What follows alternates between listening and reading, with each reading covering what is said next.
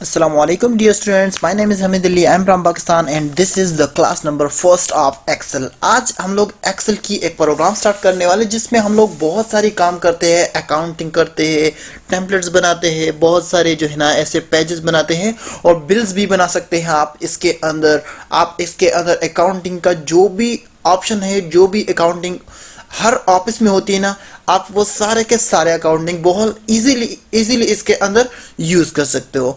अभी मैं आप लोग को एक बात और भी बता दूं कि अगर आप इसके अंदर काम करना चाहते हो तो आपको इस सॉफ्टवेयर को इंस्टॉल करना है। और जब भी अगर आपने अभी तक वर्ड को सीखा है, वर्ड को यूज किया हुआ है, तो आपके पास आपके जो इस प्रोग्राम है ना, ये जो प्रोग्राम है ये आपके कंप्यूटर में मौजूद है। क्योंकि जब आप ऑफिस इंस्टॉल करते हो तो इसमें आपको 4 जो है ना वो ऐसी सॉफ्टवेयर प्रोवाइड करता है जो आपके ऑफिस में किसी भी ऑफिस में आपको काम आ सकती है। अभी मैं आप लोगों को इस एक्सेल के बारे में बता दूं तो Excel is for accounting, simple accounting. बस आप इसके अंदर कस्टमाइज्डली एक अकाउंटिंग क्रिएट कर सकते हो अपनी मर्जी का। जैसे हम लोग अपने घर में एक छोटी सी एक नोटबुक रखते हैं, उसके अंदर हम लोग लिखते हैं कि हमको इसने जो है ना इतने पैसे दिए हैं और जमाल ने हमको इतने पैसे दिए हैं। तो वो सारे एक छोटी सी खाते जो होती है ना, वो आप सारे के सारे एक दूसरे के साथ जमा करके इसको आपने एक सिंपल रिकॉर्ड के साथ आपने इसको सेव किया होता है अपने इस पेज के अंदर। तो उसी पेज को अगर आप चाहते हैं कि आपको कंप्यूटराइज सीखना है, कंप्यूटराइज बनाना है, कंप्यूटराइज आप कैसे बनाएंगे, तो उसका एक बहुत ही एक ईजी और आसान तरीका मैं आप लोगों को बताऊंगा इस एक्सेल के अंदर। अभी मैं आपको एक और भी बता दूं कि जैसे हमने इस वर्ड के प्रोग्राम में छोटी छोटी से फंक्शन को टच किया हुआ है ना, इसी तरह हम लोग एक्सेल के प्रोग्राम को भी इसी तरह टच करेंगे जैसे मैंने एक्सेल के अंदर आप लोगों को वो सारी चीजें टच किए हैं। अगर कोई चीज मुझसे बाकी रह गई होगी तो आपने मुझे कमेंट्स में बतानी है कि हमने कौन सी चीज को छोड़ा है, ताकि मैं आप लोगों को वो भी प्रोवाइड कर दूं कि आप लोगों को अगर कोई चीज सीखनी हो तो आपके जो दूसरे स्टूडेंट्स हैं उसको भी ये सीखने को मिल जाए। चलिए अपने इस कोर्स के ऊपर आते हैं। जो हमारा ये कोर्स है ना, आपने इसको कैसे ओपन करना है एक्सेल को। जब भी आप विंडो बटन पे प्रेस करते हो और एक्सेल टाइप करते हो, जैसे आप एंटर करते हो तो भी आपके पास ये जो एक्सेल का प्रोग्राम है ओपन हो जाता है। ये हो गया हमारे पास 1 नंबर तरीका। अगर मैं आल्ट F4 के साथ इसको क्लोज करूं, अगर मैं चाहता हूं कि मैंने एक शॉर्टकट बनानी है इसके, जैसे मैं आप लोगों के सामने एक शॉर्टकट प्रेस करता हूं, मेरे पास एक्सेल ओपन जाएगी। जब मैं कंट्रोल आल्ट और ई करता हूं तो मेरे पास हो गया एक्सेल ओपन। आपको ये याद रखना है कि ये जो एक्सेल का प्रोग्राम है ना, ये आल्ट कंट्रोल ई के साथ नहीं ओपन होता है। ये मैंने एक शॉर्टकट बनाया था ताकि मैं आप लोगों को दिखा सकूं कि आप किसी भी शॉर्टकट से अपने इस प्रोग्राम को ओपन कर सकते हो। शॉर्टकट जो होता है ना, ये बहुत जबरदस्त चीज है, आपको इस शॉर्टकट को ही सीखना है, ठीक है। आप इस फंक्शन, ये जो आपका प्रोग्राम है ना, इस प्रोग्राम के ऊपर आपने राइट क्लिक करना है, इसकी प्रॉपर्टी में आना है। जब भी आप इसकी प्रॉपर्टी में आता तो आपको पास यहाँ पर एक शॉर्टकट दिखाई देता है जिसमें मैंने लिखा है कंट्रोल आल्ट और ई। इसका एक और भी बात मैं आप लोगों को बता दूं कि मैं अगर एक बार मैंने बैक स्पेस प्रेस किया तो मेरे पास डायरेक्ट नॉन आ गया। अगर मैं कीबोर्ड से सिर्फ ई प्रेस करता हूं तो आपके पास आ जाता है कंट्रोल आल्ट और ई। मैंने कंट्रोल आल्ट को पकड़ा नहीं था, फिर भी इसके साथ आ गया, क्योंकि आप सिर्फ ई के साथ इसको ओपन नहीं कर सकते हो।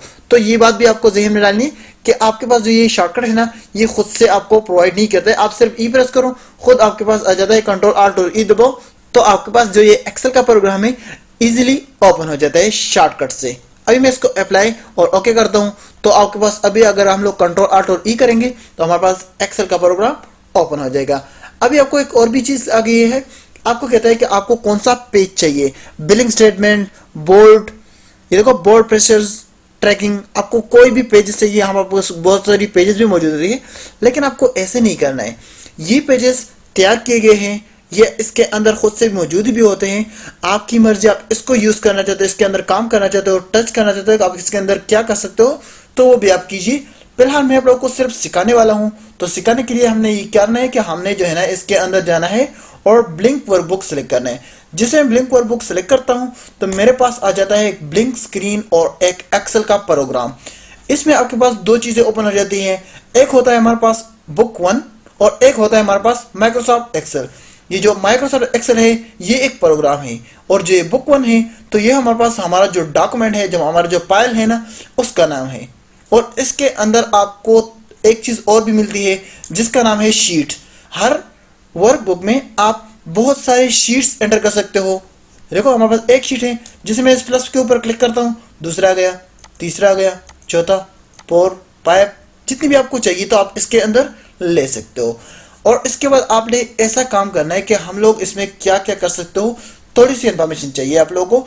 तो मैं चाहता हूं कि मैं आप लोगों को थोड़ी सी इंफॉर्मेशन दे दूं, क्योंकि हमारे पास जो ये कोर्स है ना, इसमें मैंने आप लोगों को कोई भी इंफॉर्मेशन नहीं देनी है, क्योंकि जो सारी इंफॉर्मेशन है मैं इस वीडियो के अंदर आपको प्रोवाइड करता हूं। सबसे पहले हम लोग इसके अंदर करते हैं अकाउंटिंग। अकाउंटिंग क्या होती है? अकाउंटिंग होता है हिसाब किताब, जो सिंपल हिसाब किताब होता है। ये हमारे पास क्या है? ये हमारे पास है MS office Excel. Excel is use for accounting and MS office Microsoft computerise office जो होती है ना, वो हमारे पास होती है कंप्यूटराइज।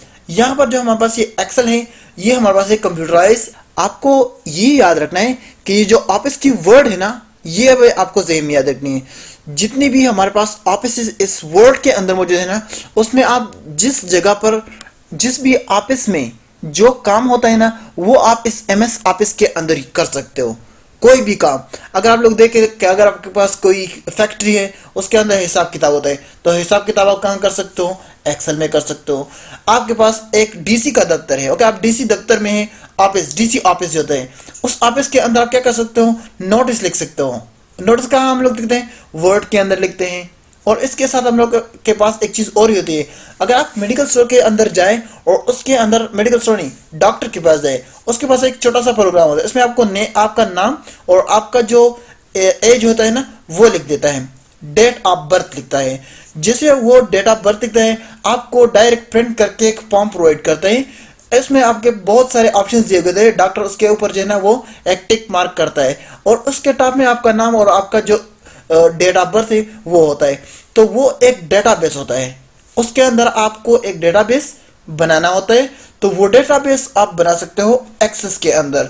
और इसके साथ एक चीज और, अगर कहीं पर आप किसी चीज को प्रेजेंटेशन करना चाहते हो, जैसे हमारे पास होता है टीचिंग की जॉब को आप प्रेजेंटेशन भी कर सकते हो। प्रेजेंटेशन हम लोग बनाते हैं फॉरवर्ड के अंदर। ये इंफॉर्मेशन मैंने आप लोगों को इसलिए दी क्योंकि जब मैं ये कोर्स करना चाहता हूँ ना, तो आपको पहले से पता होना चाहिए कि ये कोर्स हम लोग क्यों कर रहे हैं। तो उसकी वजह से आपको ये कोर्स बहुत अच्छे तरीके से समझ में आएगा।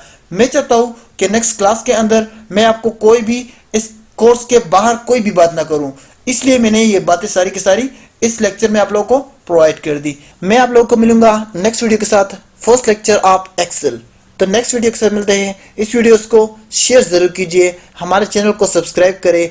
अगर आप हमारे पिछले लेक्चर नहीं देख चुके हैं तो इस वीडियो के डिस्क्रिप्शन में मैं आप लोगों को एक लिंक प्रोवाइड कर दूंगा, जिससे आप वो सारे लेक्चर्स अटेंड कर सकते हो। एक प्लेलिस्ट है, आप उसको डाउनलोड भी कर सकते हो। नेक्स्ट वीडियो के साथ मिलते हैं, तब तक के लिए खुदा हाफिज।